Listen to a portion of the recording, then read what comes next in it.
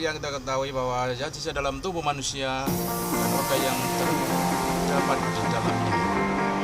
Yang pertama di sini adalah hati, yang kedua adalah ginjal, yang ketiga adalah kulit, dan yang keempat organ yang berada pada sistem ekskresi pada manusia.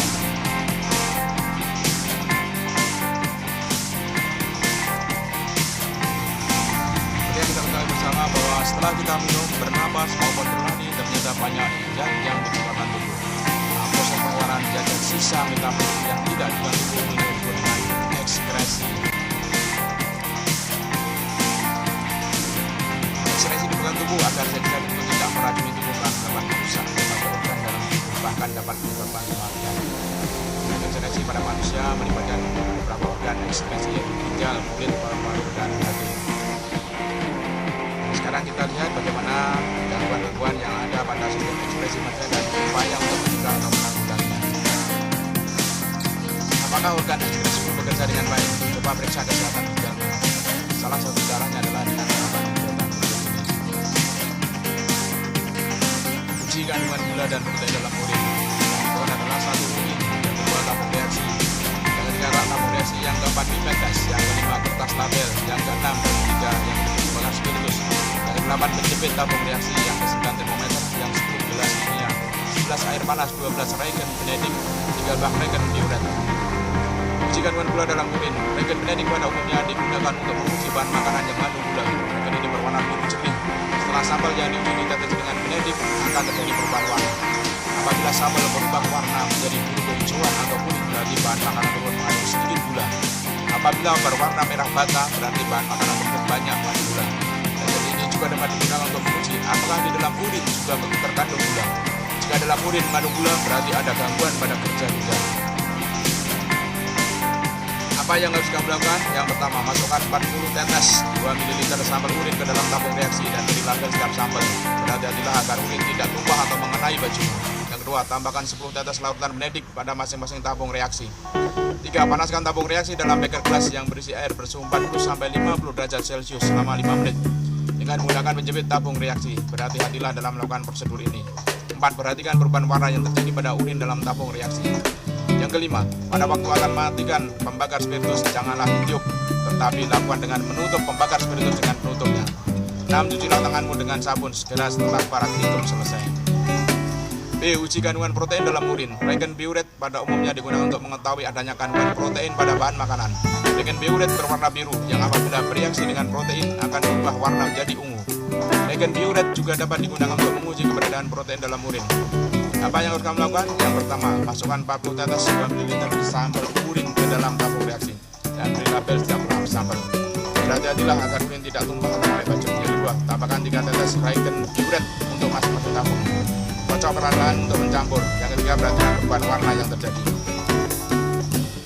Data pengamatan. Catatlah data pengamatan kamu dengan cermat dan teliti sesuai dengan hasil praktikum pada tabel 9.1. Hasil pengujian kandungan beberapa zat dalam urin. Sampel urin dari siswa, warna yang terbentuk saat uji glukosa, warna yang terbentuk saat uji protein. Apa yang kamu perlu diskusikan? Yang pertama, apa yang kamu ketahui tentang kandungan yang ada pada urin manusia? 2. Berdasarkan percobaan yang telah kamu lakukan, kelainan apa yang mungkin terjadi jika urin mengandung gula? 3. Berdasarkan percobaan yang telah kamu lakukan, kelainan apa yang mungkin terjadi jika urin mengandung protein? 4. Apa yang dapat kamu lakukan untuk menjaga ginjalmu tetap sehat? Apa yang dapat kamu simpulkan berdasarkan praktik dan diskusi yang telah kamu lakukan? Apa yang dapat kamu simpulkan? Alternatif jawaban diskusi. Yang pertama, urin orang normal itu mengandung unsur sebagai berikut: air, urea, amonia, kreatinin dan kreatin, asam urat, klorida, mineral, vitamin, hormon dan enzim, pigmen warna dari empedu. Yang kedua, jika urin mengandung glukosa, kemungkinan orang tersebut menderita diabetes mellitus yang disebabkan gangguan pada proses reabsorpsi pada tubulus proksimal. Dan yang ketiga, ketika dalam urin seseorang mengandung protein, kemungkinan orang tersebut menderita albuminuria yang disebabkan gangguan pada proses filtrasi pada glomerulus ginjal. Yang keempat, upaya yang dapat dilakukan untuk menjaga ginjal tetap sehat antara lain minum air putih, mengonsumsi buah dan sayur yang banyak mengandung air, tidak menahan kencing, mengkonsumsi makanan yang mengandung garam dan protein terlalu tinggi dan berolahraga. Alternatif kesimpulan, urin yang normal tidak mengandung protein ataupun gula, sehingga ketika dilakukan uji urin terhadap kandungan protein, urin normal tidak berubah warna menjadi merah muda sampai ungu. Dan pada saat dilakukan uji terhadap kandungan gula, urin tidak berubah warna menjadi merah bata. Seperti pada tabel hasil uji urin ini. Contoh, jika uji protein kuning kecoklatan, ini uji proteinnya, uji glukosannya hijau kebulan dan tidak ada endapan. Ungu, uji protein, uji glukosanya hijau kebulan dan tidak ada endapan. Uji protein kuning kecoklatan, uji glukosanya merah bata dan terdapat endapan. Gangguan yang pertama adalah nefritis. Apa itu nefritis? Nefritis adalah penyakit rusaknya nefron, terutama pada bagian-bagian glomerulus ginjal. Nefritis disebabkan oleh infeksi bakteri Streptococcus.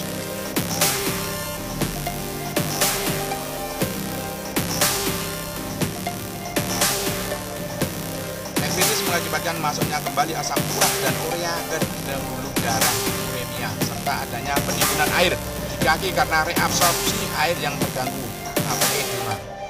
Upaya penanganan nefritis adalah dengan proses cuci darah atau pencakokan ginjal. Ini adalah gambar ginjal menderita nefritis. Batu ginjal yang kedua, apa itu batu ginjal? Batu ginjal adalah gangguan yang terjadi akibat terbentuknya endapan garam kalsium di dalam rongga ginjal pelvis renalis, saluran ginjal atau kandung kemih. Batu ginjal berbentuk kristal yang tidak dapat larut.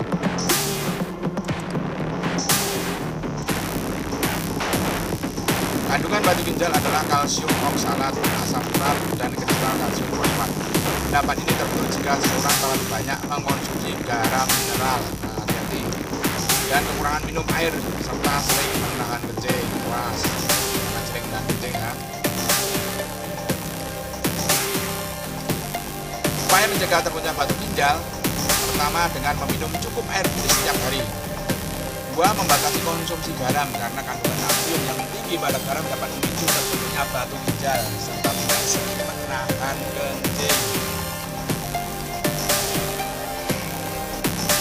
Batu ginjal yang kecil dapat saja keluar melalui urin, tapi seringkali menyebabkan rasa sakit. Tapi kalau batunya ginjal bukan besar, harus melakukan operasi untuk mengeluarkannya. Ini adalah gambar batu ginjal.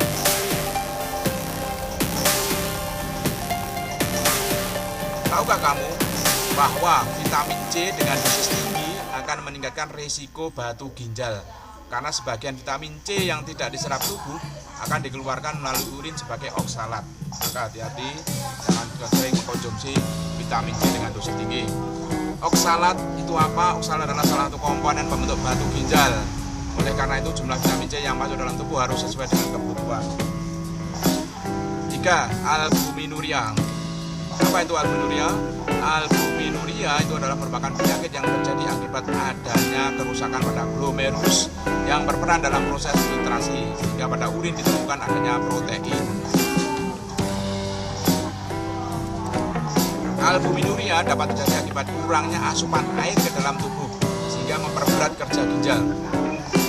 Mengonsumsi terlalu banyak protein, kalsium, dan vitamin C dapat membuat glomerulus harus bekerja lebih keras, sehingga meningkatkan risiko kerusakannya. Upaya yang dapat dilakukan untuk mencegah albuminuria adalah pertama dengan mengatur jumlah garam dan protein yang dikonsumsi, serta pola hidup sehat untuk mengatur keseimbangan gizi. Ini adalah gambar penyakit atau gangguan albuminuria. Yang keempat adalah hematuria. Apa itu hematuria? Hematuria itu adalah merupakan penyakit yang ditandai dengan adanya sel-sel darah merah pada urin. Ini disebabkan penyakit pada saluran kemih akibat gesekan dengan batu ginjal. Hematuria juga dapat disebabkan oleh adanya infeksi bakteri pada saluran kemih. Upaya mencegah hematuria dapat dilakukan dengan 1. Segera buang air kecil ketika ingin buang air kecil. Kedua, membersihkan tempat keluarnya urin dari arah depan ke belakang untuk menghindari masuknya bakteri dari dubur, serta banyak minum air putih. Jika seorang sakit hematuria, maka penanganan yang diberikan adalah dengan memberi antibiotik untuk membersihkan infeksi bakteri pada saluran kemih. Ini adalah gambar penyakit hematuria. Yang kelima, diabetes insipidus. Apa itu? Penyakit ini disebabkan karena seseorang kekurangan hormon ADH atau hormon antidiuretik. Kondisi tersebut menyebabkan tubuh tidak dapat menyerap air yang masuk ke dalam tubuh, sehingga penderita akan sering buang air kecil secara terus-menerus. Upaya penanganan diabetes insipidus adalah dengan memberikan suntikan hormon antidiuretik sehingga dapat mempertahankan pengeluaran urin secara normal. Ini adalah gambar penyakit diabetes insipidus. Yang kedua adalah kanker ginjal. Apa itu kanker ginjal? Kanker ginjal adalah penyakit yang timbul akibat pertumbuhan sel pada ginjal yang tidak terkontrol di sepanjang tubulus dalam ginjal. Hal ini dapat menyebabkan adanya darah pada urin, kerusakan ginjal, dan juga dapat mempengaruhi kerja organ lainnya jika kanker ini menyebar, sehingga dapat menyebabkan kematian. Upaya pencegahan yang dapat dilakukan adalah dengan menghindari penggunaan bahan kimia yang memicu kanker. Mari kita pahami, mesin dialisis merupakan mesin yang bekerja seperti ginjal, akan membersihkan darah dengan cara difusi sederhana. Jika mesin ini dinyalakan, darah yang penuh dengan sisa metabolisme akan mengalir di sepanjang pipa yang kosong. Setelah darah melalui pipa, sisa metabolisme mengalami difusi ke dalam larutan yang tersedia dalam pipa tersebut. Setelah darah disirkulasikan beberapa kali di sepanjang mesin dan arteri tubuh, maka darah pasien akan menjadi bersih dari sisa metabolisme. Selama proses pencucian, darah pasien ditambahkan dengan zat anti penggumpalan. Dialisis atau di darah merupakan salah satu cara yang dapat dilakukan jika ginjal tidak dapat berfungsi dengan baik.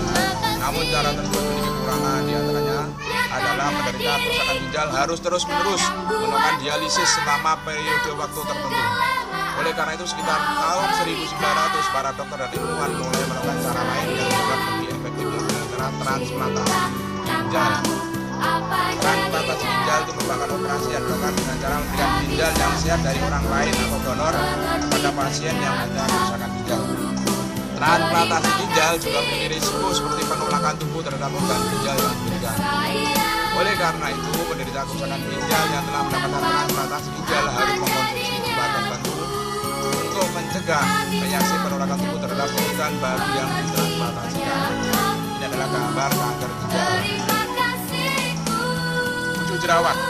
Siapa sih yang tidak punya jerawat? Hampir sebagian anak muda itu punya jerawat. Jerawat adalah atau akne vulgaris merupakan suatu kondisi kulit yang ditandai dengan terjadinya penyumbatan dan peradangan pada kelenjar sebasea atau kelenjar minyak. Jerawat dapat timbul karena kurangnya menjaga kebersihan kulit sehingga berpotensi terjadi penumpukan kotoran dan kulit. Jerawat berwarna sudah mulai balik dan mengenal lawan jenis atau sudah hari pertama ke sekolah. Faktor hormonal merangsang menjamnya pada kulit, penggunaan kosmetik berlebihan dan mengandung minyak berpotensi menyebabkan pori-pori. Konsumsi makanan berlemak secara berlebihan juga dapat menimbulkan jerawat. Jerawat pada umumnya dapat muncul pada wajah, leher, bahkan punggung. Upaya pencegahannya dilakukan dengan cara membersihkan wajah secara rutin, menghindari makanan berlemak dan lebih banyak mengonsumsi buah-buahan serta menjaga aktivitas. Ini adalah gambar orang yang mengalami gangguan jerawat. Yang kedelapan adalah biang keringat. Apa itu biang keringat? Biang keringat terjadi karena kelenjar keringat tersumbat oleh sel-sel kulit mati yang tidak dapat terbuang secara sempurna. Keringat yang terperangkap tersebut menyebabkan timbulnya bintik-bintik kemerahan yang disertai gatal. Sel-sel kulit mati, debu, dan kosmetik juga dapat menyebabkan terjadinya biang keringat. Orang yang tinggal di daerah tropis dan lembab akan lebih mudah terkena biang keringat. Biasanya anggota badan yang terkena biang keringat itu adalah leher, punggung, dan dada. Biang keringat dapat mengenai siapa saja, baik anak-anak, remaja, ataupun orang tua. Upaya pencegahan yang dilakukan adalah dengan menjaga kebersihan kulit, menggunakan pakaian yang menyerap keringat dan longgar, Apabila kulit berkeringat, segera keringkan dengan tisu atau handuk. Apabila terkena biang keringan, maka dapat diobati dengan beri bedak atau salep yang dapat mengurangi rasa gatal. Ini gambar orang yang menderita biang keringat. Sekarang kamu sudah mengetahui bagaimana pengaturan yang terjadi dalam tubuh kita untuk mengeluarkan zat-zat sisa yang beracun bagi tubuh. Proses pembuangan zat-zat sisa metabolisme ini dibantu oleh organ hati, ginjal, paru-paru, dan kulit. Jaga kesehatan organ pada sistem ekskresi sangat penting agar tubuh tetap dapat menjalankan fungsinya dengan baik. Oleh karena itu, pola hidup yang sehat harus mulai kamu terapkan sedini mungkin. Beberapa upaya yang dapat kamu lakukan antara lain dengan mengatur pola makan yang seimbang, banyak minum air putih minimal 2 liter sehari, olahraga teratur setelah tidak menunda untuk buang air kecil. Berdasarkan beberapa poin tersebut, kamu harus tahu mengapa hal tersebut dapat mencegah terjadinya gangguan pada sistem ekskresi. Oleh karena itu, coba cari tahu pola sehat dengan melakukan kegiatan berikut ini. Berikut ini ada beberapa upaya untuk menjaga kesehatan sistem ekskresi. Berdasarkan pemahamanmu tentang bagaimana sistem ekskresi bekerja, coba berikan alasan logis mengapa beberapa hal berikut ini dapat menjaga kesehatan organ ekskresi. Ini adalah tabel untuk mengisi upaya menjaga sistem ekskresi dan alasannya. Alternatif jawabannya adalah yang pertama tadi adalah upaya menjaga kesehatan sistem ekskresi, mengatur pola makan seimbang. Alasannya adalah mengatur pola makan seimbang dapat mencukupi kebutuhan energi bagi tubuh, sehingga proses metabolisme dan ekskresi dalam tubuh juga akan berjalan dengan baik. 2. Minum air putih minimal 2 liter per hari. Minum air yang cukup sesuai dengan kebutuhan tubuh akan menyeimbangkan kondisi cairan tubuh. Air akan bantu ginjal bekerja karena air berperan sebagai medium untuk mengeliminasi sisa metabolisme, sedangkan ginjal berperan sebagai organ yang menyaring darah dan mengeluarkan zat sisa metabolisme. Oleh karena itu, dengan banyak minum air putih, maka akan memperingan kerja ginjal dalam membuang sisa metabolisme. 3. Olahraga teratur. Olahraga teratur akan bantu menjaga kesehatan paru-paru sehingga dapat melakukan fungsinya sebagai salah satu organ ekskresi dengan baik. Selain itu, dengan olahraga secara teratur, tubuh akan berkeringat sehingga zat sisa metabolisme dapat keluar melalui kulit.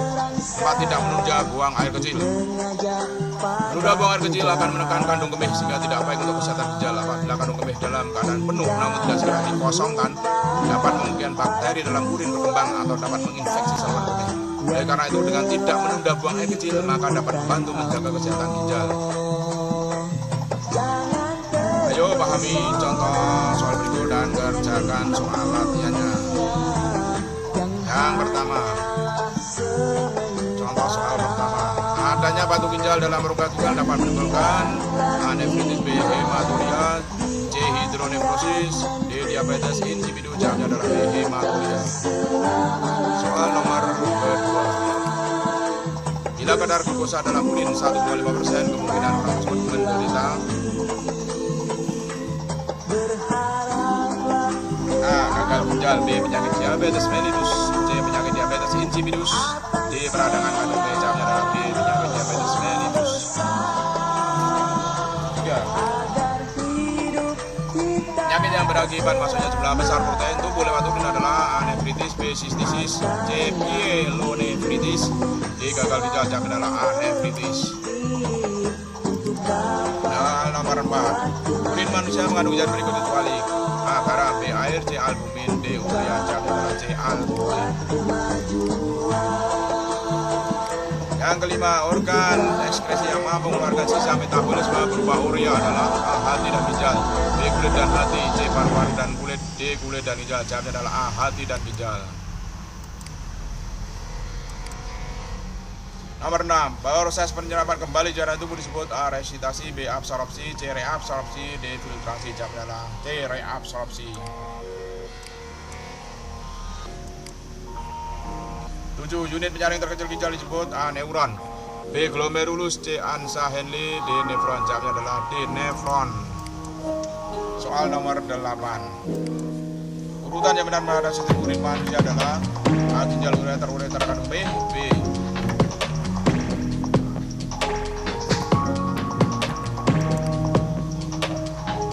ginjal, uretra, ureter kandung kemih, D. ginjal kandung kemih, uretra, ureter, D. ginjal, ureter kandung kemih dan uretra. Jawabnya adalah D. ginjal, ureter kandung kemih dan uretra.